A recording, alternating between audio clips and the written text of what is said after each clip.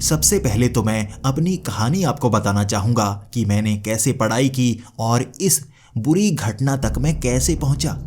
School में मुझे पढ़ने का ज़रा भी शौक नहीं था और मेरे दो दोस्त अक्षय और बिट्टू दोनों को पढ़ने का बिल्कुल शौक नहीं था। हमारी ये तिकड़ी स्कूल में बड़ी धमाचौकड़ी मचाया करती, इसी कारण हमें डांट भी बहुत मिलती। हमारा दिमाग तो तेज था लेकिन पढ़ाई में चलता ही नहीं था। कोई इसका कारण जान ही नहीं पाता था। शायद ये दुनिया का सबसे बड़ा रहस्य होगा, लेकिन मस्ती करने में हम सबसे आगे हुआ करते थे।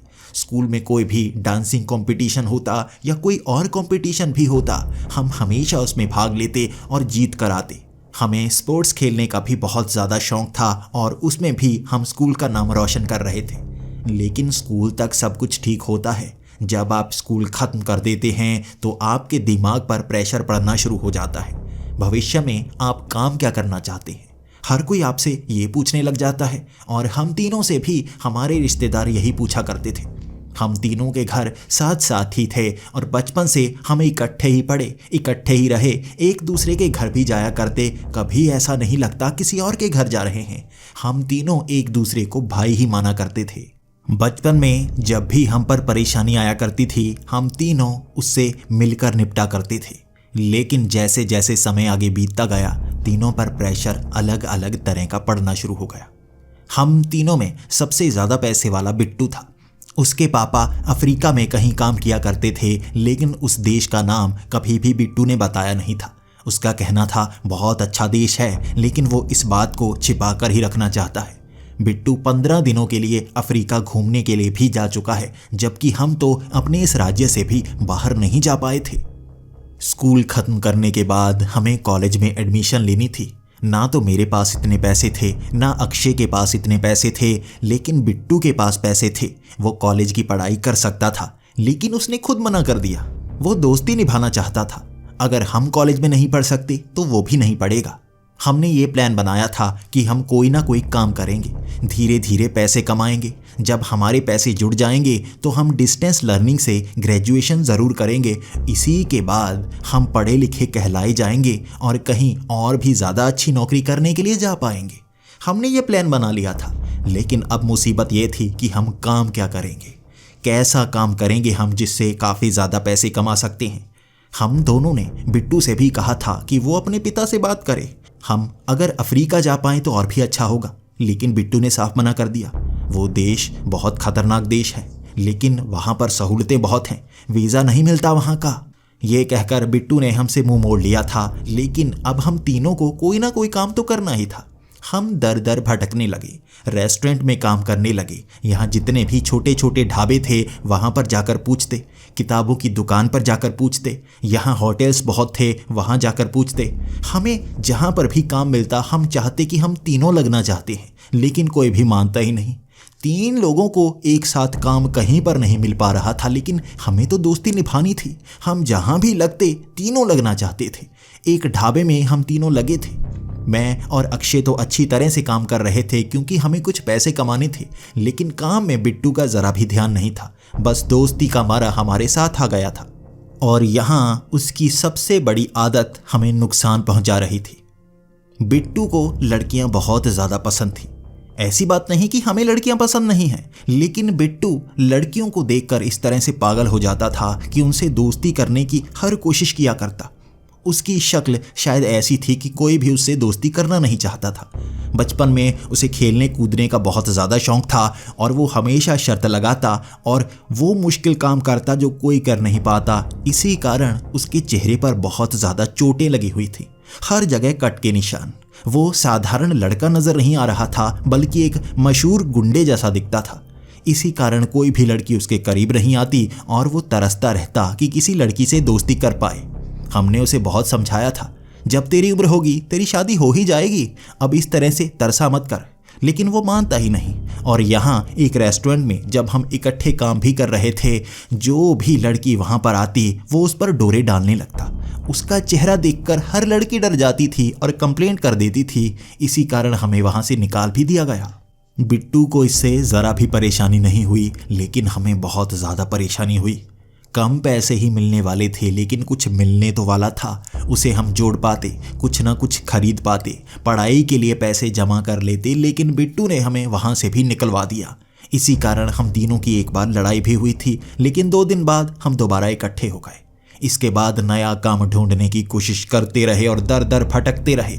हमारे उसी शहर में एक बार तांत्रिक आया हुआ था। हमने सोचा उस तांत्रिक के पास जाकर आते हैं, वो बताएगा हम क्या काम कर सकते हैं। लेकिन उस तांत्रिक के पास गए और वो सबसे पहले हमसे 100 रुपये मांग रहा था। हमारे पास तो पैसे थे ही नहीं, हम क्या करते। वो धीरे धीरे नीचे आता रहा और हमने उसे 5 रुपये में मना लिया। तांत्रिक का भी कहना था, जितने कम पैसे उतना सस्ता उपाय दिखेगा। और जो सस्ता उपाय उसने बताया वो था, तुम कहीं काम नहीं कर सकते, तीनों इकट्ठे काम नहीं कर सकते। जब हम तीनों ने गुस्सा दिखाया तो उसने कहा, बिजनेस कर सकते हो, तुम तीनों कोई बिजनेस करो या कोई ऐसा काम शुरू कर लो जो तुम तीनों ही कर पाओ, कोई और कर ना पाए। अब इसका जवाब हमारे पास नहीं था कि ऐसा कौन सा काम है जो सिर्फ हम कर सकते हैं और कोई कर नहीं सकता। वो तांत्रिक तो हमारे 5 रुपये लेकर वहाँ से जाना चाहता था, लेकिन हमने उसे पकड़ लिया। हम अपने 5 रुपये किसी ऐसे तांत्रिक को नहीं दे सकते जो अधूरी बात बताकर गया हो। वो तांत्रिक अब समझ नहीं पा रहा था कि क्या कहे जिससे उसे छुटकारा मिले। उसने कह दिया, तुम्हें नागालैंड जाना होगा, वहाँ भूत प्रेत को पकड़ने वाले कई लोग मिल जाएंगे, उनसे सीखो भूतों को कैसे पकड़ा जाता है। भूतों से परेशान जनता तुम्हें बहुत मिल जाएंगी। मेरे पास भी बहुत लोग आते हैं जिनके घरों में भूत प्रेत होते हैं, मैं उनका निवारण नहीं कर पाता, मेरे पास और भी बहुत काम है। तुम जाकर नागालैंड में किसी बाबा से ये सीख लो और दोबारा मिजोरम आ जाओ, यहाँ बहुत सारे पैसे कमा सकते हो। तुम इकट्ठे होकर ये काम कर सकते हो, क्योंकि एक आध भूत हुआ तुम तीनों वैसे भी भगा दोगे। जेब तुम्हारी खाली है, कोई भूत नुकसान पहुंचा भी क्या सकेगा तुम्हें। उस तांत्रिक की बात हम तीनों के दिल पर जा लगी थी। हमने ठान लिया था, यही तो काम है जिसके लिए भगवान ने हमें बनाया है। हम भूत पकड़ने वाले बनेंगे। हम सीधा पहुंच गए थे नागालैंड। वहाँ किसी बाबा को ढूंढ रहे थे जो हमें भूत प्रेत पकड़ना सिखा सके, लेकिन वहाँ ऐसे लोगों की भरमार थी और किसी सही भूत पकड़ने वाले को पकड़ना बहुत ज़्यादा मुश्किल हो रहा था। हमसे पैसे लूटने वालों की संख्या काफ़ी ज़्यादा थी, लेकिन जेब खाली हो तो हर कोई आपसे दूर भागने लगता है, और जो सच में भूत पकड़ना जानता हो वही आपके पास आता है। हमें सही आदमी तो मिल नहीं पा रहा था, लेकिन हमें भूख बहुत ज़्यादा लग रही थी। हम सीधा वहाँ की एक मंडी में पहुँच गए। यहाँ बहुत सारी सब्जियाँ भी पड़ी थी, लेकिन जैसे जैसे उस मंडी में हम आगे बढ़ते गए, ऐसी ऐसी चीज़ें बिक रही थी कि हम हैरान हो चुके थे। कीड़े मकोड़े, बिल्लियाँ, कुत्ते, हर चीज़ का मांस मिल रहा था, लेकिन उन्हें देखकर हमें भूख बिल्कुल नहीं लग रही थी, बल्कि डर ही लग रहा था। जैसे जैसे हम उसके अंत तक पहुँचे, वहाँ बंदर की खोपड़ियाँ एक आदमी बेच रहा था। तभी बिट्टू ने कह दिया, इस खोपड़ी पे मांस तो है ही नहीं, खाएंगे क्या हम। उस आदमी ने कहा, ये खोपड़ियाँ खाने के लिए नहीं हैं, ये भूतों को भगाने के लिए है। तभी बिट्टू ने सवाल किया, भूतों को भगाने के लिए? लेकिन ऐसे किसी को तो हम भी ढूंढ रहे हैं जो भूतों को भगा पाए। वो आदमी कहने लगा, आओ इस दुकान के पीछे चलो। जैसे ही उस दुकान के पीछे हम पहुँचे, वहाँ पर ढेर सारी हड्डियाँ पड़ी थी। किस किस जानवर की हड्डियाँ थीं वो तो उस दुकान वाले को भी नहीं पता था, लेकिन उस ढेर में बहुत सारी ऐसी चमकदार चीज़ें भी उसने निकाल के बाहर रख दी और कहने लगा, ये सारे ऐसे यंत्र हैं जिससे भूत प्रेत को भगाया जा सकता है। ये लो चांदी की छोटी सी सुई, इससे तुम किसी पिशाच को मार सकते हो और इस सुई से कोई नुकसान भी नहीं होगा। अब ये लो काले रंग के तावीज़, इसे पहन लोगे तो कोई भूत तुम्हें नुकसान नहीं पहुंचा पाएगा। अब वो ऐसी ऐसी चीज़ें हमारे सामने रख रहा था कि हम तो हैरान हो चुके थे। हमें लग रहा था यही वो आदमी है जो हमें सिखा सकता है कि भूतों को कैसे पकड़ना है। हम दोनों तो उसके पास गए और कहने लगे, हमें ये सब नहीं चाहिए, हम आपको 10 रुपये देंगे। अगर आप हमें भूत पकड़ना सिखा दें तो हम ये काम सीखकर वापस अपने ही राज्य में जाएंगे, वहाँ भूतों को पकड़ेंगे और पैसे कमाएंगे। वो दुकान वाला हम तीनों की तरफ देख रहा था और अंत में ये कहने पर मजबूर हो गया, इसी दूर वाले राज्य से आए हो, फिर भी जेब में 10 रुपये, ऐसा हो ही नहीं सकता। तभी बिट्टू बोल पड़ा, अरे हम तो बस में चुपचाप बैठ जाते थे, टिकट लेते ही नहीं थे, तो पैसों की ज़रूरत पड़ी ही नहीं। यहाँ पर भी मांग मांग कर खा लो, कौन सी पैसों की ज़रूरत पड़ती है। वो दुकानदार अब हम पर शक करने लगा था, लेकिन शायद उसे भी पैसों की ज़रूरत थी। उसने हमारे हाथ से वो 10 रुपये का नोट पकड़ा और कहने लगा, यहाँ तुम 2 दिन रहोगे, खाने के लिए कुछ भी मैं नहीं दूंगा, हाँ, एक कमरा है, वहाँ पर तुम सो सकते हो। 2 दिनों तक जो भी मैं सिखाऊंगा उसे सीख लेना, उसके बाद भूत प्रेत को तुम पकड़ सकते हो। हमारे यहाँ तो भूतों को ऐसे ही पकड़ा जाता है। 2 दिन तक हम वहाँ पर रहे थे। उसने हर तरीका सिखाया था जिससे भूतों को भगाया जा सकता है, पकड़ा जा सकता है। उसने बहुत सारी जानकारी ऐसी दी जो हमारे पास मौजूद नहीं थी। उसने बताया कितनी तरह की डायन होती हैं, कैसी कैसी चुड़ैलें होती हैं, पेड़ों पर वेताल कैसे रहते हैं, उन्हें कैसे काबू किया जा सकता है, जिन्न क्या होते हैं। इसी तरह और शक्तियों की जानकारी भी उसने 2 दिन में दे दी थी। हमें याद बहुत अच्छे से रहता था। भले ही स्कूल की पढ़ाई अच्छे से याद ना रहे, लेकिन ऐसी बातें हम एक बार पढ़कर हमेशा के लिए याद कर लेते थे। हम तीनों ने बांटकर वो चीज़ें याद कर ली थी और 2 दिन वहाँ पर रहना थोड़ा मुश्किल भरा ज़रूर हुआ। उबले हुए पत्ते खाकर हमने 2 दिन निकाल लिए थे, लेकिन हम खर्च नहीं करना चाहते थे, तो पत्ते खाकर ही वहाँ से वापस मिजोरम के लिए निकल पड़े। जैसे ही हम मिजोरम पहुँच चुके थे, अब हम ऐसे लोगों को ढूंढ रहे थे जो भूत प्रेत से परेशान हो। ऐसे लोगों की यहाँ कोई कमी नहीं थी। एक बुजुर्ग को हमने ढूंढ लिया जो कहा करता था कि मेरे घर में भूत है, बार बार नजर आते हैं, और उसके घर में हम पहुंच गए। हमारा काम भूत भगाने के साथ साथ उनका खाना खाना भी था। वहाँ 1 दिन रहे हम, पूरी रात वहाँ पर निकाली और ताश खेलते खेलते पूरी रात कब निकल गई हमें पता ही नहीं चला। वहाँ पर कोई भूत था ही नहीं जिसने हमें परेशान किया हो। लेकिन सुबह वहाँ छत पर कुछ पीपल के पत्ते टांग कर हमने कह दिया, देखो ऊपर भूत लटक रहे हैं। अब ये पीपल के पत्ते जब सूख जाएंगे समझो भूत मर गए। इसके बाद इन्हें बाहर फेंक आना, तुम्हें कभी कोई भूत परेशान नहीं करेगा। और इसके बाद काम भी हो गया। सच में ही ये बिल्कुल सही तरीका था किसी के दिमाग से भूत निकालने का। वो मानने लगा कि हमने भूतों को भगा दिया और यहाँ लोग भूत भगाने वाले कहने लगे हमें। उस दुकानदार ने भी हमें यही सिखाया था कि भूत 3 तरह के होते हैं। मानसिक भूत, यानी किसी को लगता है कि वहाँ पर भूत है लेकिन असल में भूत नहीं होते। दूसरे होते हैं भौतिक भूत, यानी कि सच में भूत होते हैं और लोगों को परेशान करते हैं। तीसरे होते हैं काल भूत, यानी कि वो दूसरी दुनिया में होते हैं और बहुत ज़्यादा परेशान कर सकते हैं और लोगों को मार भी सकते हैं। तीनों के अंदाज अलग अलग होते हैं, हम आसानी से उन्हें पहचान सकते हैं। सबसे पहले तो जिस घर में भूत हो वहाँ पर बैठना है, महसूस करना है कि भूत कैसे हैं। जब आपको पता चल जाए कि भूत कैसे हैं, उनका निवारण भी उसी तरह से करना है। अब उस दुकानदार ने भूत भगाने के हर तरीके तो बता दिए थे और पैसे कमाने के तरीके हम खुद बनाने वाले थे। वो एक रात हमने भर भर के खाना खाया था। उसके बाद 2 दिनों के अंदर ही हमें एक और काम मिल ही गया। उस बुजुर्ग के गांव में ही एक और आदमी रहा करता था जिसका मानना था कि उसके कुएं के पास एक चुड़ैल रहती है जो रात के समय वहां पर आती है। हम उस गांव में जब पहुंचे थे तो हमें एक बात का पता तो लग गया था, उस कुएं के पास जो चुड़ैल आती है वो असली हो सकती है। उसे सिर्फ किसी एक ने ही नहीं देखा था, बहुत सारे लोगों ने देखा था और उसने कई लोगों पर हमला भी किया था, उनका खून भी चूसा था, उनकी बहुत ज़्यादा पिटाई भी की थी। और अब ऐसी चुड़ैल को पकड़ने के लिए हमने अपनी किताब में जो जो चीज़ें नोट कर रखी थी वो सब यहाँ पर लेकर आना था। सबसे पहली रात तो हम कुछ अमरूद के पत्ते और बहुत सारी चीज़ें लेकर वहाँ पर पहुँच गए थे। चुड़ैलों को भगाने के लिए कुछ खास चीज़ों का इस्तेमाल किया जाता है। अमरूद के पत्तों को धागे के अंदर पिरोना पड़ता है, वहाँ कुछ नींबू रखने पड़ते हैं। इसी के साथ सिंदूर में पतासा रखकर उस पतासे को अगर हम एक चुड़ैल पर मारें तो वो चुड़ैल मर सकती है। हमें ये बताया गया था और हम तो पूरी तैयारी के साथ वहाँ पर पहुँचे हुए थे। लेकिन एक खास बात थी, अगर ये करने के बाद भी चुड़ैल खत्म ना हो तो हमें एक और तरीका अपनाना पड़ता है। उन अमरूद के पत्तों को उस धागे से निकालना पड़ता है, उसके बाद एक पत्थर से उसे पीसना पड़ता है और उस चुड़ैल को किसी तरह से अगर पकड़ लें, उसके मुंह पर वो अमरूद के पत्तों का लेप लगा दें तो वो चुड़ैल कभी बच ही नहीं सकती, भले ही वो कितनी भी शक्तिशाली हो। हम कौन सा तरीका अपनाएंगे ये तो बाद में ही डिसाइड होगा, लेकिन हम तीनों तैयार थे उस कुएं के पास जाने के लिए। उस गांव से बिल्कुल बाहर वो कुआं था और वहाँ जो भी पानी भरने के लिए रात को जाता वो चुड़ैल उस पर हमला कर देती और कभी कभी लोगों की हड्डियां तक तोड़ दिया करती थी। उस कुएं के पास खड़े होकर हम वही चीज़ कर रहे थे जो अमूमन हमने सोचा हुआ था हर बार किया करेंगे। वहाँ नीचे हमने चटाई बिछा ली थी, पास में ही लालटेन रख ली थी और जेब से ताश की गड्डी निकालकर हम पत्ते खेलना शुरू हो गए। हमारी बचपन से आदत थी, जब भी हम ताश खेला करते थे तो दुनिया की हमें पता ही नहीं रहती।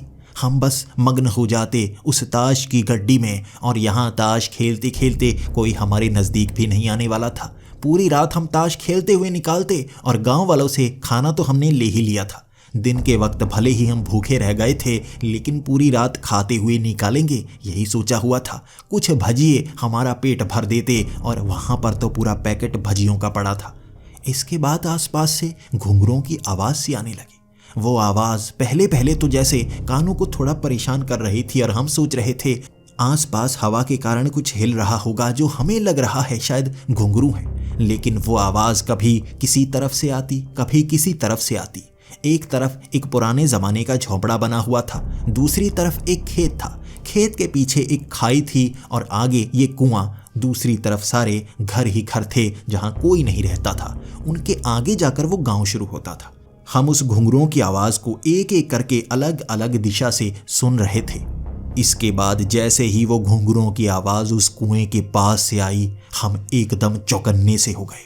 तभी बिट्टू कहने लगा, औरत औरत सामने से आ रही है। हमने देखा काले कपड़े पहने हुए सामने से कोई चला आ रहा था। ऐसा लग रहा था ये वही चुड़ैल हो। उसके हाथ में एक बाल्टी थी। पहले हम ये भी सोच रहे थे ये गांव की कोई औरत भी हो सकती है जो उस कुएं से पानी भरने के लिए आई हो, लेकिन दूसरे हाथ में इंसानी खोपड़ी थी। ये डराने के लिए नहीं थी, वो यकीनन एक चुड़ैल ही थी।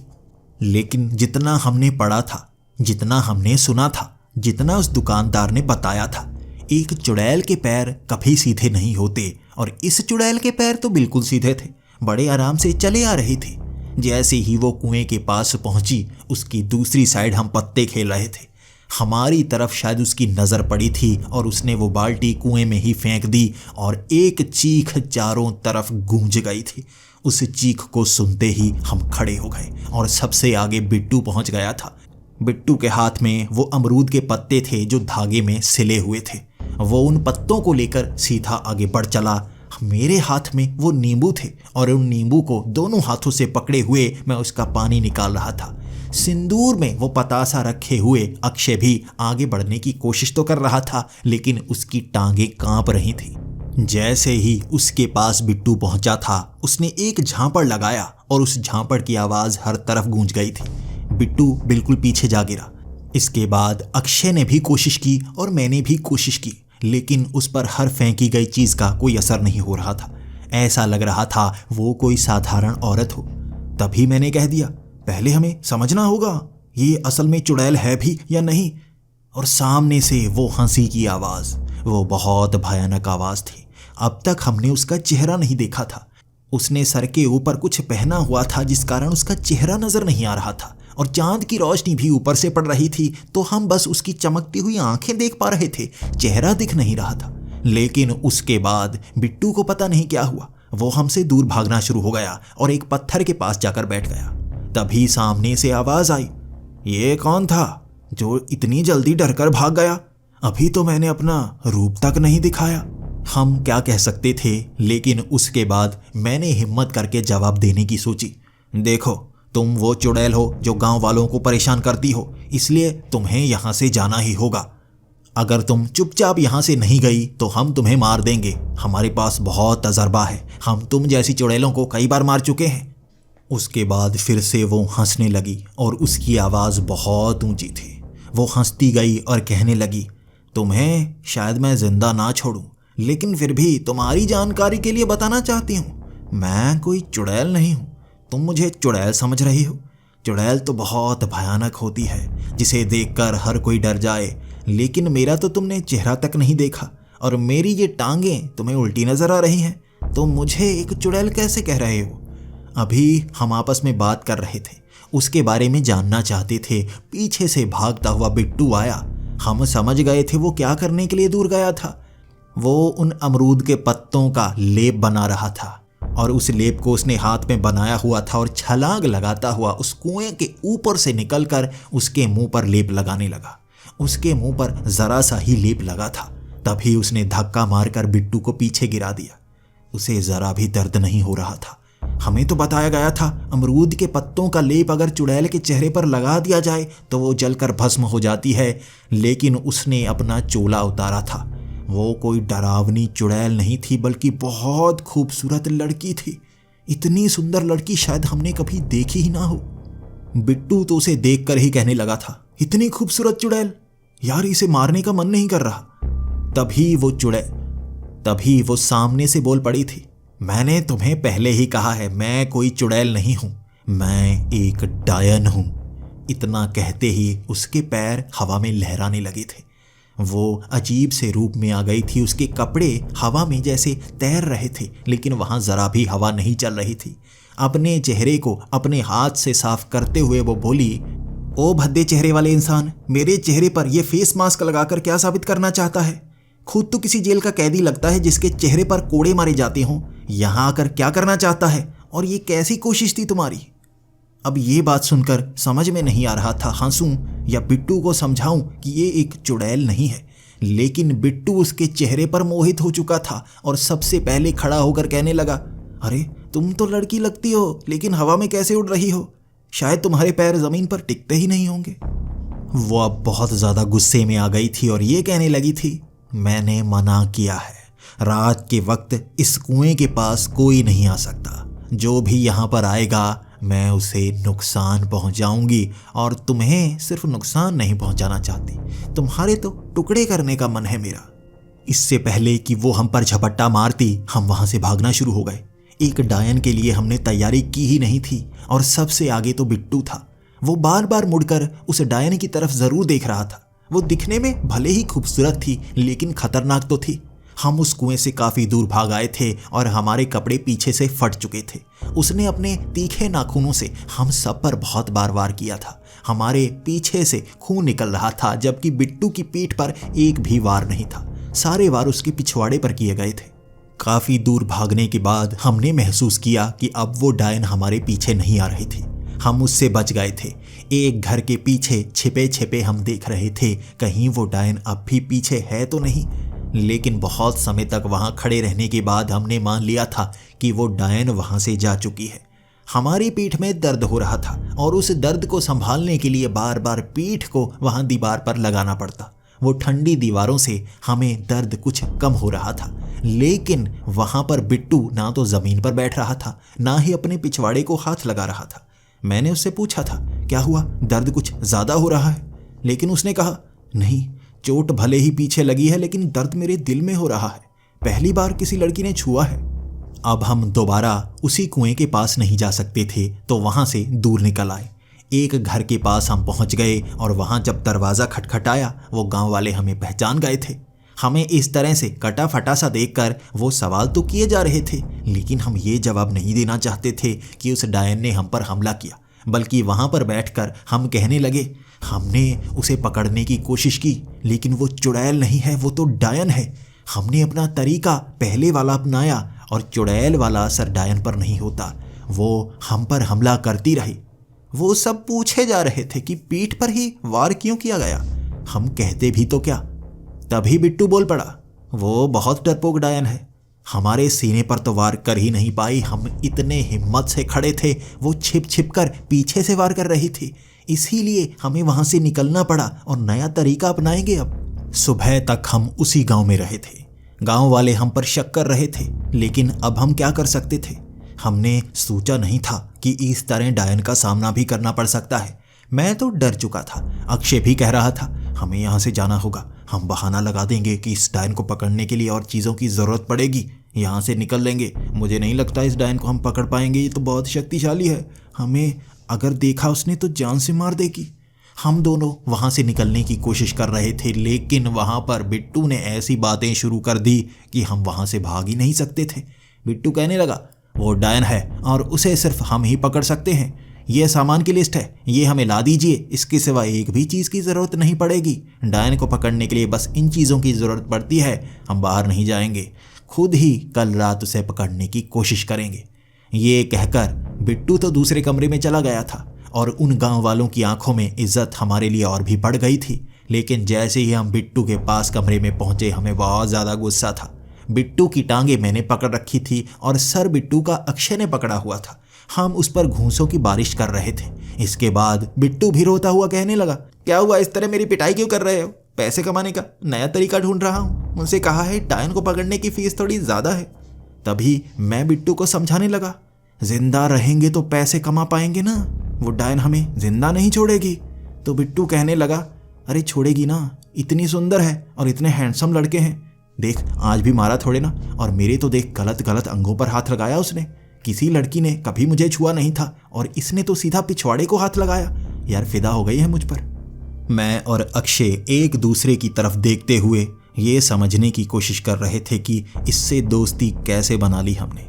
आज इसने ऐसी जगह पर फंसा दिया था कि हम अब बच भी नहीं पाएंगे। अगली रात का इंतज़ार ही तो था हमें। शाम के वक्त ही वो सारा सामान लाकर दे दिया गया था जिससे एक डायन को पकड़ा जा सकता था। अब हम और कुछ नहीं कर सकते थे। डायन से दोबारा सामना करने का समय आ चुका था। अगली रात हम फिर से इंतजार करने लगे। इस बार उस कुएं के पास नहीं थे, एक पेड़ के पीछे छिप गए थे। वहां से जब वो डायन वहां पर आएगी तो उसको पकड़ने की तरकीब लगाएंगे। हमारे हाथ में एक काले रंग का धागा था जो लगभग 20 से 30 मीटर का था। उसे चारों तरफ घुमा देना है, उस पर पीपल के पत्ते लटका देने हैं, अंदर कुछ नींबू फेंक देने हैं। उसके बाद कुछ खास मंत्रों का उच्चारण करने से एक डायन बंधने लगती है और उस काले धागे से कभी बाहर नहीं आ पाती। हमें यही करना होगा। और उस पेड़ के पीछे वो धागा लिए हम इंतजार कर रहे थे कि कब कुएं के पास वो डायन आएगी और चारों तरफ हम उस धागे को घुमा देंगे। उससे बाहर वो कभी निकल नहीं पाएगी और धीरे धीरे धागे को छोटा करते जाएंगे और उसके बाद उसके गले में बांध देंगे और वो गुलाम बन जाएगी और वहीं उसे मौत के घाट उतार देंगे। 11 बजे तक हम इंतजार करते रहे और 11 बजे घुंघरों की आवाज़ आने लगी। वो आवाज़ कभी इधर से आती कभी उधर से। जैसा कल रात हो रहा था वैसा ही आज भी होने लगा था। हम इंतजार करते रहे और दूर से चलती आई वो काले चोले को पहने हुए कुएं के पास जा रही थी। एक हाथ में खोपड़ी, दूसरे हाथ में वो बाल्टी। हम आज उसको परेशान नहीं करने वाले थे और सबसे पहले तो ये देखने वाले थे वो करती क्या है। वो कुएं के पास आई और उसके बाद उसने वो बाल्टी कुएं में फेंक दी। उसने रस्सी का सहारा नहीं लिया था, लेकिन हाथ को घुमाते ही वो बाल्टी उड़ती हुई कुएं से बाहर आ गई। उसमें पानी भरा हुआ था। उसके बाद वो कुएं के चारों तरफ उस खोपड़ी को रगड़ने लगी। जैसे जैसे वो खोपड़ी को रगड़ती जा रही थी वहां पर चिंगारियां निकल रही थी। उन्हीं चिंगारियों के अंदर से कुछ रोशनी निकलती जो उसके अंदर समा जाती और उसके बाद वो बाल्टी भर के पानी पी गई और वहां से जाने लगी। तभी हमने काला धागा घुमाना शुरू कर दिया। हमने उसे चारों तरफ से घेरने का पूरा प्रोग्राम बना लिया था। अब वो भी वहां से बाहर निकल नहीं सकती थी। जैसे ही वो एक धागे के पास पहुंची देखने लगी, ये धागा यहाँ पर पहले तो मौजूद नहीं था, अभी अभी आया है। उस पर पीपल के पत्ते भी लटके हुए थे और हमें उस दुकानदार ने बताया था पीपल के पत्तों को वो छू नहीं पाएगी। हमने अंदर नींबू फेंक दिए और उस धागे के बिल्कुल सामने खड़े हो गए। अब क्या करेगी तू? तुझे अब गुलाम बना लिया गया है। अब धीरे धीरे बिट्टू उस धागे को छूटा कर रहा था।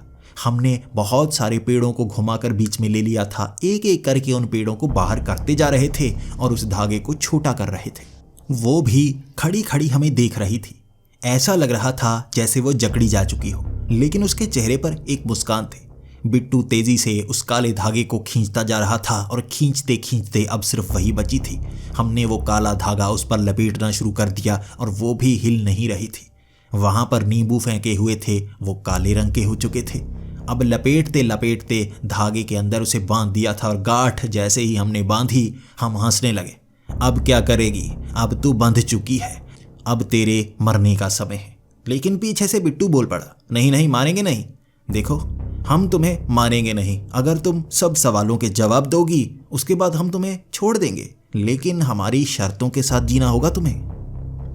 अब वो डायन भी मुस्कुराती मुस्कुराती कहने लगी थी, तो पूछो क्या पूछना चाहते हो। मैंने सबसे आगे होकर सवाल पूछना शुरू कर दिया। सबसे पहले तुम बताओ, इन गांव वालों को क्यों परेशान कर रही हो? तो उसने जवाब दिया, इन गांव वालों ने भी तो मुझे परेशान किया था।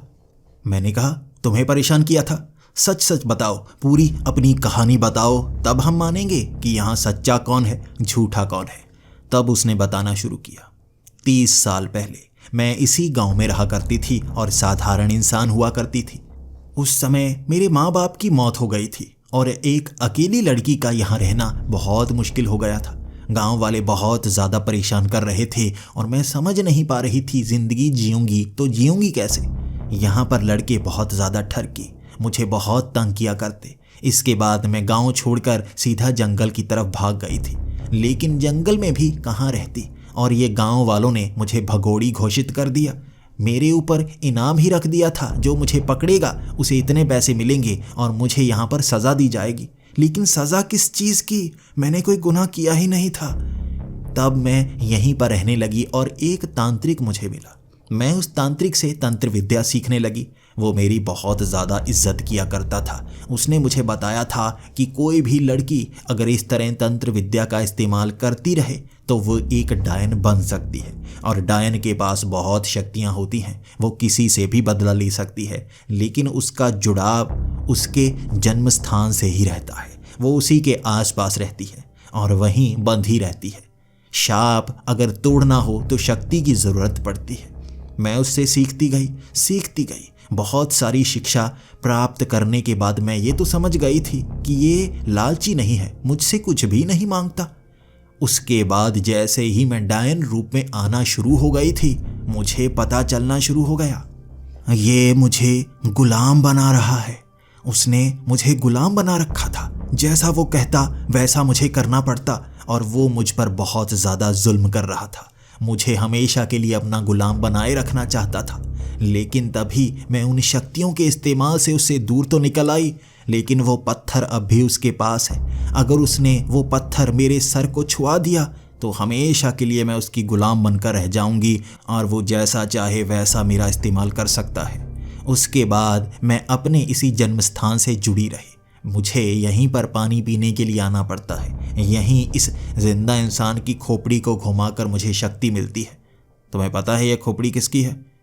इस गांव के मुखिया की, जिसने मुझे भगोड़ी घोषित किया था। मुझे बाद में पता चला मेरे पिता की हत्या में भी उसी का हाथ था, इसीलिए उसका सर भी धड़ से अलग कर दिया था, लेकिन बहुत लटका लटका कर, दर्द के साथ।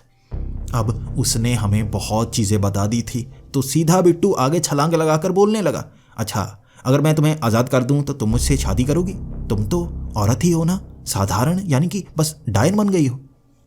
वो मुस्कुराकर कहने लगी, अच्छा एक मुझे आज़ाद करना चाहता है तो दूसरा गुलाम बनाना चाहता है। तुम असल में चाहते क्या हो, सच सच बताओ। हमने भी बता दिया कि हम भूत प्रेत को भगाते हैं और तुम्हें भी यहाँ से भगाने आए हैं। अगर तुम जिंदा रहना चाहती हो तो यहाँ से दूर चली जाओ। अगर हमसे मुकाबला करना चाहती हो तो तैयार रहो, हम तुम्हें मौत के घाट उतार देंगे। वो हंसने लगी थी और कहने लगी थी, मैं एक डायन हूँ, तुम मुझे बस काले धागे से बांधना चाहते हो। तुम्हें पता है एक चुड़ैल और डायन में क्या फ़र्क होता है? एक चुड़ैल मरी हुई होती है, लेकिन एक डायन तो जिंदा लड़की ही होती है, लेकिन उसकी शक्ति रूप बदल सकती है, सिर्फ एक। तुम जानना चाहते हो मैं कौन से रूप में आ सकती हूँ? एक झटके में उस मोटे धागे के अंदर से भी वो निकल पड़ी और एक कुत्ते के आकार में आ गई थी। पीछे से बिट्टू की आवाज़ निकली, कुत्ती डायन, अबे कुत्ती डायन। वहाँ वो कुत्ते के रूप में हमें काटने की कोशिश कर रही थी और उससे दूर भागने में बहुत परेशानी होने लगी थी। हम पेड़ पर चढ़ चुके थे क्योंकि नीचे से वो भौंक भौंक कर हमें काटना चाहती थी। वो कुत्ते के रूप में ज़रूर थी, लेकिन एक भेड़िए से भी ज़्यादा बड़ी हो चुकी थी और अगर हम पर ज़्यादा हमला करती तो शायद हमें नोच ही डालती। उसे मारने की बात की थी और उसका गुस्सा भी जायज़ था। वो कभी भी हमें मार सकती थी और पेड़ पर भी धीरे धीरे चढ़ने की कोशिश करने लगी थी। हम उस पेड़ के एक तने तक पहुंच गए और वहाँ भी वो पेड़ पर आ गए थे। अब बचना बहुत ज़्यादा मुश्किल था। हम तीनों ने चिल्लाना शुरू कर दिया, लेकिन बिट्टू चिल्ला नहीं रहा था, उसे पटाने की कोशिश किया जा रहा था। देखो, मैं तुमसे शादी करूंगा, गुलाम बनाकर नहीं रखूंगा और तुम्हें ऐसे ही पसंद करता हूं, भले ही तुम खूबसूरत हो या ना। तभी वो कुत्ते से साधारण औरत के शरीर में आ गई और कहने लगी, तुम्हें मैं खूबसूरत नहीं लगती? जो तुम कह रहे हो कि जैसी हो वैसे ही पसंद करते हो, तुम पागल तो नहीं हो? ऐसा कहते ही वो डाल टूटी और हम तीनों जमीन पर। वो भी ज़मीन पर ज़रूर आ चुकी थी, लेकिन ज़मीन से टकराई नहीं और हमें जैसे वहीं पर बांध दिया गया था। हवा में उड़ते हुए उसके साथ कहीं जा रहे थे हमें वो कहीं ना कहीं तो ले जा रही थी, और ये सवाल हम पूछना नहीं चाहते थे कि वो हमारे साथ करना क्या चाहती है, लेकिन बिट्टू जैसा इंसान ये पूछ सकता था। उसने पूछा भी, सच बताओ हमें कहाँ ले जा रही हो? कहीं शादी का मंडप तो नहीं सजाने वाली? वो हंसती हंसती कहने लगी थी, हाँ शादी का मंडप ही सजाऊंगी, और मुझे इंसानी टिक्के खाने हैं, 3 इंसानों के टिक्के। तुम्हें मारूंगी नहीं, आग के ऊपर भूनूंगी, आराम से भून भून कर खाऊंगी, और बहुत स्वादिष्ट लग रहे हो। मैं रो रो कर माफ़ी मांग रहा था और अक्षय भी रोए जा रहा था, हमें मत मारो, हमसे गलती हो गई। वो तो उस दुकानदार ने हमें गलत जानकारी दे दी थी। तो वो पूछने लगी, कैसी जानकारी? क्या क्या जानते हो? हमने भी बताना शुरू कर दिया। उसने कहा था एक डायन को ऐसे पकड़ा जा सकता है, काले धागे में पीपल के पत्ते लगाने के बाद। लेकिन तुम तो कुत्ते के आकार में आ गई, हमें ये तो बताया ही नहीं गया था कि डायन कुत्ता भी बन सकती है। वो हंसती हंसती कहने लगी, तुम पागल तो नहीं हो गए हो? एक डायन साधारण औरत ही होती है, शक्तियों के साथ अपना रूप बदल सकती है। उसे रोकने के लिए ऐसे टोटके काम नहीं आते। और सच बताओ, कितने पैसे लगाए तुमने ये सीखने में? बिट्टू पीछे से बोला था, 10 रुपए, बड़ी मेहनत के 10 रुपए। उसने 10 रुपए ले लिए और झूठी जानकारी दे दी कमीने ने। वो चुड़ैल भी हंसते हंसते कहे जा रही थी, अच्छा तो अमीरों की सल्तनत उजड़ गई जादू सीखते सीखते। अब मौत के घाट भी उतरोगे उसी 10 रुपए के लिए। हमारा रो रो कर बुरा हाल था, लेकिन बिट्टू फिर भी थोड़ा थोड़ा मुस्कुरा रहा था। पता नहीं क्यों लड़कियों को देखकर वो पागल ही हो जाता है, भले ही सामने डायन ही क्यों ना हो। उससे कम से कम 30 साल बड़ी होगी, फिर भी वो आशिकी लड़ाने की हर कोशिश किए जा रहा था। उसने हमें बड़े बड़े डंडों पर लटका दिया था, नीचे बहुत सारी लकड़ियां थी। जैसा उसने कहा था वो हमें भूनने ही वाली थी, और इसे देखकर मेरी तो चीखें निकले जा रही थी। चीख चीख कर गला तक बैठ गया था और अब मरने के बहुत नज़दीक थे। वहाँ एक पत्थर पर बैठकर हमारी तरफ देखती हुई मुस्कुराए जा रही थी। बार बार वो मुस्कुराए जा रही थी तो पीछे से बिट्टू बोल पड़ा, देख पसंद तो मैं आ रहा हूँ, सच बोल, पसंद तो मैं आ गया हूँ, तो इस तरह दूर बैठी मुस्कुरा क्यों रही है? छोड़ देना यार, मैं तुझसे शादी करूंगा। वो भी उस पत्थर पर बैठी कहने लगी, बिल्कुल, इन दोनों को तो जलाकर मारना चाहती हूँ, तुम्हें तो यहां से उतार दूंगी।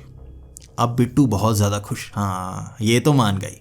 तभी वो बोली, हाँ तुम्हें उतार कर तुम्हारी चमड़ी को धीरे धीरे छीलूंगी, देखूंगी कितने समय तक मुस्कुराती रहती हो। फिर धीरे धीरे उस चमड़ी को भी जलाऊंगी, तुम्हारे सामने खाऊंगी, थोड़ी और छीलूंगी, उसे भी जलाऊंगी, फिर खाऊंगी, जब तक तुम मर नहीं जाते ये करती रहूंगी। इन शब्दों ने बिट्टू की भी चीखें निकाल दी थी। वो भी चीखने लगा था और माफी मांगने लगा था। हम तीनों के लगभग गले बैठ गए थे और अब उस पत्थर से उठकर वो डायन हमारे पास आई और कहने लगी, आखिरी बार मौका देती हूँ, रस्सियों को ढीला करूंगी, तुम यहां से जितनी दूर भाग सकते हो भाग जाना। दोबारा अगर मुझे नजर आए तुम्हें छोटे छोटे हिस्सों में काट काट कर मारूंगी, सबसे दर्दनाक मौत दूंगी। यहां से दूर चले जाओ, नजर मत आना। इसके बाद सच में उसने रस्सियां ढीली कर दी, हमें उस डंडों से उतार दिया। पता नहीं क्यों उसे हम पर तरस आ गया था, हमारा भी गला बैठा हुआ था। इसके बाद हमने भागना शुरू कर दिया। बिट्टू बार बार मुड़कर उसकी तरफ देखे जा रहा था और हमें डर था वो दोबारा हमें रोक ना ले। दूर से चीखती हुई वो कहने लगी थी, इसे जरूर लेकर जाओ, मैं इसे मार कर रख दूंगी। वो इतना ज्यादा गुस्सा थी कि हमें बिट्टू को उठाकर वहां से ले जाना पड़ा। हम वहां से भागते रहे और तब जाकर सांस में सांस आई थी कि डायन ने हमें जिंदा छोड़ दिया है। हम उससे काफी दूर भागे थे। पीछे से चीखों की आवाज फिर से आ रही थी। वो गुस्सा नजर आ रही थी और हम तो दूर भागना चाहते थे, लेकिन बिट्टू वहां रुककर वो चीख क्यों रही है? शायद उसे मेरी याद आ रही है, हमें वापस जाना होगा। हम वहां से दूर कैसे जा सकते थे जब बिट्टू ही उल्टी तरफ चल पड़ा हो?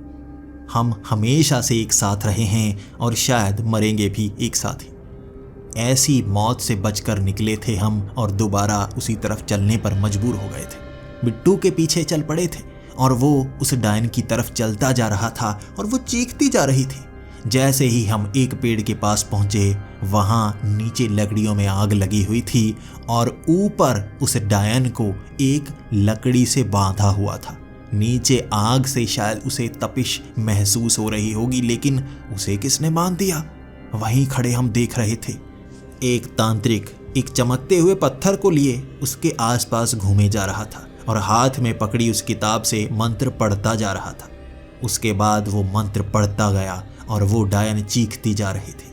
मंत्र पढ़ते पढ़ते 15 मिनट उसने बहुत सारे जादू टोने का इस्तेमाल किया और कहने लगा, मेरी सारी शक्ति अब इस पत्थर में है, तुम मेरी गुलाम बनोगी। कभी किसी लड़की को छुआ नहीं है मैंने, तुम जब मेरी गुलाम बन जाओगी तो हमेशा मेरे साथ रहोगी, मेरी पत्नी के समान ही होगी तुम। वो पत्थर उसके सर पर लगाना चाहता था और यहाँ हम ये समझ नहीं पा रहे थे, इतने शक्तिशाली तांत्रिक को क्या हमें रोकना चाहिए जो उस लड़की को कैद करना चाहता है। ये हमें सोचना था कि करना क्या है, लेकिन बिट्टू को ये सोचना नहीं था। वो तो बिना सोचे ही कर देता है और छलांगे लगाता हुआ वो सीधा उस तांत्रिक की पीठ पर चढ़ गया था। पीठ पर चढ़ता हुआ उसके सर पर मुक्के मार रहा था और वो पत्थर जमीन पर गिर चुका था। इसके बाद वो तांत्रिक भी अपनी शक्तियों का इस्तेमाल तो तब कर पाता अगर कोई उसके सामने आता। पीठ पर चढ़ा हुआ बंदर जैसा इंसान अगर पीछे से काट रहा हो तो आप क्या कर सकते हैं। लेकिन जब बिट्टू नीचे गिर गया तो वो तांत्रिक भी उसे हाथ से पीटने लगा। हम 3 थे, लेकिन वो तांत्रिक तगड़ा था। इसके बाद दूर से ही डायन की आवाजें भी आने लगी थी, इसकी सारी शक्ति इस पत्थर में है, आज ये बहुत कमजोर है, अगर इसे मार सकते हो तो मार दो। अब उसकी ये बात सुनकर हम समझ गए थे, तांत्रिक भले ही शक्तिशाली हो, लेकिन जब शक्ति ही पत्थर में डाल दी हो तो वो कर क्या सकता है। हमने उसे इस तरह से जकड़ लिया था कि वो कुछ कर ना पाए और सर पर बरसते हुए बिट्टू के मुक्के आज हमसे भी देखे नहीं जा रहे थे। जिंदगी में इतना ज्यादा गुस्सा उसे कभी देखा ही नहीं था। एक ऐसी डायन के लिए वो पागल हो चुका था जिसे हम कुछ ही समय पहले तो मिले थे। पीट पीट कर उस तांत्रिक को बेहोश कर दिया और उसके बाद उस डायन को उस लकड़ी से उतारा था। उस लकड़ी से उतरते ही वो डायन गुस्से में हमें कहने लगी थी, तुम्हें जाने के लिए कहा था, तुम वापिस आए हो, क्या मौत के घाट उतार दूं? बिट्टू पीछे से बोला, देखो एहसानमंद होने की जरूरत नहीं है और मारने की बातें मत करो, अगर हम वापस नहीं आते तो जिंदा नहीं होती तुम। पहली बार किसी डायन का चेहरा देखा था, वो भी शर्मिंदा। आज उसे देखकर समझ नहीं आ रहा था हंसूं या रोऊं। वो इससे भी ज्यादा गुस्सा हो सकती थी और हमारे साथ कुछ भी कर सकती थी, लेकिन उसने वो भयानक रूप दिखाया उस तांत्रिक के लिए। बेहोश पड़े उस तांत्रिक को उठा उठा कर पटका था उसने। दोबारा होश में लाने के बाद पटक पटक कर उसे मौत के घाट उतार दिया था। वो तो ऐसे बदला ले रही थी उससे जैसे सदियों की दुश्मनी हो। पटकती रही थी और कचूमर बना दिया था। वो जिंदा नहीं बचा था। तब जाकर रो रो कर कहती रही थी, इसने इतने सालों आधे गुलाम की तरह रखा मुझे, मैं डायन के रूप में ही रही, यहाँ से दूर नहीं जा सकती थी। जब तक ये जिंदा था मैं बंधी हुई थी उस कुएं के साथ। अब ये मरा है, मैं आज़ाद हुई हूँ। अब इसकी वो बंदिशें नहीं हैं, बांध कर रखा था। इसके बाद उस डायन ने भी वहाँ बैठकर हमसे बहुत बातें की थी और अंत में यही कहा था, अब मैं उन गांव वालों को परेशान नहीं करना चाहती, अब किसी से बदले के लिए है ही नहीं कुछ। मैं भी आज़ाद हुई, साधारण स्त्री बनकर ही रहने की कोशिश करूँगी, लेकिन शक्तियाँ जो कमाई हैं वो तो मेरे साथ ही रहेंगी और ये भी मौत के घाट उतारा जा चुका है। तुम भी जा सकते हो, तुम्हें मारने का कोई इरादा नहीं है। अब इंसानी टिक्के खाने का मन नहीं रहा, साधारण चीज़ें ही खाना चाहती हूँ। उसके ये कहने के बाद हम तीनों वहाँ से जाना चाहते थे, लेकिन बिट्टू जिसकी आंखों में पानी था, अच्छा तो तुम मुझे छोड़ना चाहती हो हमेशा के लिए? देख लो मैं तुमसे शादी कर सकती हूँ, देख लो मैं तुमसे शादी कर सकता हूँ। लेकिन वो डायन बोली, वैसे थोड़ी सी भूख तो लगी है, एक टिक्का तो खा ही सकती हूँ मैं। अब हमने बिट्टू को पकड़ लिया था। बिट्टू बार बार जमीन पर गिरे जा रहा था। उस तांत्रिक की लाश के पास भी लौटे जा रहा था। नहीं, मैं नहीं जाना चाहता यार, पहली बार किसी लड़की से इस तरह प्यार हुआ है, मैं यहाँ से जाना नहीं चाहता। बड़ी मुश्किल से उसे संभाला था। वो उस तांत्रिक की लाश के ऊपर भी लौटता रहा था। तब उसे खींचते हुए हम दूर ले आए और दूर पहुंचते ही वो कहने लगा, एक बार उसे गले लगाना चाहता हूँ, बस एक बार उसे गले लगा लूँ, उसके बाद मुझे दूर ले जाना। भले ही तुम टिक्का बनाकर खाना चाहती हो तो टिक्का बना लो, बस गले लगाना चाहता हूँ। वो डायन मुस्कुराती हुई कहने लगी थी, ठीक है, अगर एक बार मुझे गले लगाना ही चाहती हो तो आओ। इसके बाद बिट्टू तेजी से गया और उसे गले से लगा लिया, लेकिन उसे गले से लगाने के बाद बिट्टू उसे छोड़ने का नाम नहीं ले रहा था। वहां हम बिट्टू को खींच रहे थे और उसने उस डायन को इस तरह जकड़ा हुआ था जैसे वो पूरी जिंदगी यहीं बिताना चाहता हो। खींचते खींचते उसे दूर लेकर आए थे। अब बिट्टू भी कुछ बोल नहीं रहा था, बस मुस्कुराए जा रहा था और वो पीछे डायन भी मुस्कुराए जा रही थी। ऐसा लग रहा था जैसे उसे भी ये पसंद आया हो। लेकिन हम बिट्टू को खींचते खींचते वहां से दूर ले आए। बिट्टू बहुत याद कर रहा था। बस के सहारे हम अपने शहर तक पहुंचे थे और ये सफ़र बहुत लंबा था, लेकिन मैं जानता था बिट्टू को रोना चाहिए। उसके अंदर का ये गुस्सा निकल नहीं पाया और वो बस मुस्कुराता रहा। कभी कभी लगता वो पागल हो चुका है, कभी कभी लगता शायद वो ठीक हो चुका है, लेकिन वो अब अकेला अकेला सा रहने लगा था। उसने ये भी कह दिया था कि वो ये भूतों को पकड़ने वाला काम नहीं करना चाहता। हम भी वैसे ये काम करना नहीं चाहते थे और इसके बाद हमने वो काम छोड़ दिया। हम तीनों ने ये डिसीजन ले लिया था कि काम तो करेंगे, लेकिन इकट्ठे नहीं मिलता तो अकेले अकेले ही सही। शायद जिंदगी ने हमें सबक दे दिया था। मैं एक ढाबे पर काम करने लगा, अक्षय एक होटल में काम करने लगा, लेकिन बिट्टू ने कभी बताया ही नहीं वो क्या काम कर रहा है। 2 महीने तक बिट्टू हमें मिला ही नहीं था। वो कहाँ रहता, क्या करता, हम पता ही नहीं कर पा रहे थे। लेकिन 2 महीने बाद हमें खबर मिली थी कि पास ही के गांव में भूतों से परेशान लोगों ने बिट्टू को बुलाया है और वो अब भी यही काम कर रहा है। और उस शाम जब बिट्टू को हम मिलने के लिए पहुंचे थे तो बिट्टू भी रोते हुए कहने लगा था, हम मेरे पास और कोई काम ही नहीं है, ये भूतों को पकड़ने का काम अच्छा है, इससे पैसे अच्छे मिल जाते हैं और मेरे पास नई नई तरकीबें भी आ चुकी हैं। मैंने बहुत कुछ सीख लिया है सही वाला, अब मैं भूतों को पकड़ सकता हूँ। हम उसको क्या कहते, जहाँ हमारा दोस्त खुश वहीं हम खुश। हमने उसे वहां से जाने दिया और बाद में हमें खबर मिली कि उसका रिश्ता हो चुका है। कौन सी लड़की होगी जो बिट्टू से शादी करना चाहेगी? चेहरे पर इतने कट के निशान थे, वो इतना सुंदर भी नहीं दिखता था, लेकिन फिर भी हमसे पहले उसकी शादी होने वाली है, हम समझ नहीं पा रहे थे। ये बात हमने बिट्टू से बहुत बार पूछी थी कि लड़की कौन है, उसने कभी बताया ही नहीं। और एक शाम छिपते छिपाते हुए हम उसके घर पहुंच गए और उसकी माँ से पूछ ही डाला आखिर लड़की कौन है। और जो तस्वीर हमारे सामने आई थी, पैरों तले जमीन खिसक गई थी। ये उस डायन की तस्वीर थी और हम ये सोचने पर मजबूर हो गए थे आखिर ये करिश्मा कैसे हो सकता है, ये तो मुमकिन ही नहीं। एक डायन जो आज़ादी चाहती थी वो इसके साथ शादी करने को मान कैसे गई? और इसका जवाब पाने के लिए हम बिट्टू के पीछे पीछे रहते। बिट्टू कभी जवाब देता ही नहीं। हमने उससे कई बार कहा था, सच बता यार, तूने उस डायन को पटाया कैसे? बस एक बार गले लगाया और वो पट गई। उसने जवाब दिया ही नहीं।